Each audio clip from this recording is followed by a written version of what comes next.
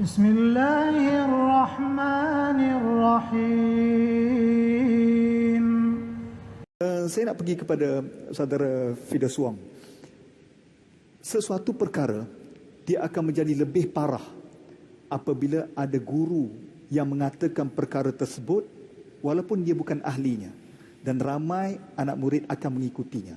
Dalam kaedah sekarang ada influencer yang bukan bidangnya tapi dia bercakap, ada 1.5 juta pengikut dan percaya. Soalan saya, apa nasihat Bro Fidaus kepada influencer ini yang mereka suka mengkaji dan kritikal tetapi tersasar faktanya? Bro. Baik, terima kasih. Dengan keterbatasan waktu, saya percaya mereka yang berkongsi influencer dan sebagainya, sebagaimana tadi kata Ustaz Datuk Dr. Anhar juga, iaitu kita perlu ada husnuzon. Ya, maka saya husnuzon, saya bersangka baik bahawa sahabat kita yang influencer ini niat mereka baik. Mereka cuba nak educate, mereka rasa itu adalah info yang betul. Tetapi saya kembali kepada pengalaman saya sendiri. Contohnya, bila saya belajar tentang Islam selepas memeluk Islam, antara perkara yang saya diajar adalah metodologi dalam beragama. Ada ustaz yang kita belajar mengaji, dia memang pandai mengaji. Nak suruh dia untuk semua tu, no problem, taranum semua dia okey.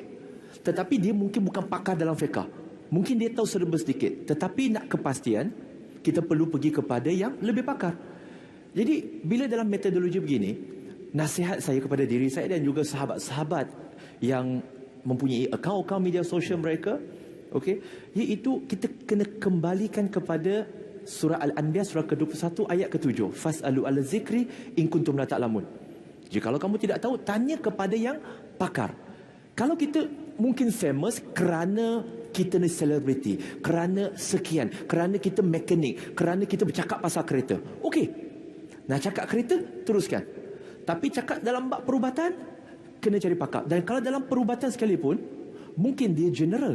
Dia bukan dalam bab, contoh saya sakit dada tempoh hari, saya pergi jumpa kardiologis, saya tak pergi jumpa dentist. Itu pun dalam ruang lingkup, kita kata perubatan pun luas. Jadi nasihat kepada saya, walaupun kita ustaz dan sebagainya, perlu kita faham, kita kena mengakui bahawa kita ada keterbatasan ilmu dan kita tak menguasai semua cabang ilmu. Dan kita juga sebagai orang yang nak agama, kita juga kena amal agama dengan bersikap tawaduk, dengan berkata la adri, saya tidak tahu. Pendapat peribadi simpan sehingga kita dapat kepastian. Kerana bagi pengikut ataupun anak murid kita, risaunya jelah kita kata itu saya rasa, bukan fakta. Tetapi anak murid kita pula akan beranggapan guru yang cakap mesti betul. Maka dia balik pula, dia bergaduh dengan orang.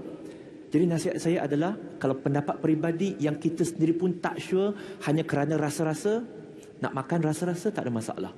Tetapi dalam bab yang melibatkan nyawa manusia, saya kata jangan. Sebab risau kerana semangat kita, orang lain terkorban, kita nak jawab apa di depan Allah Subhanahu Wa Taala. Wallahu a'lam. Ini satu nasihat yang baik supaya kita bertanggungjawab apa yang kita tulis, apa yang kita rakam, apa yang kita cakap. Setuju, bro? Ya. Yeah.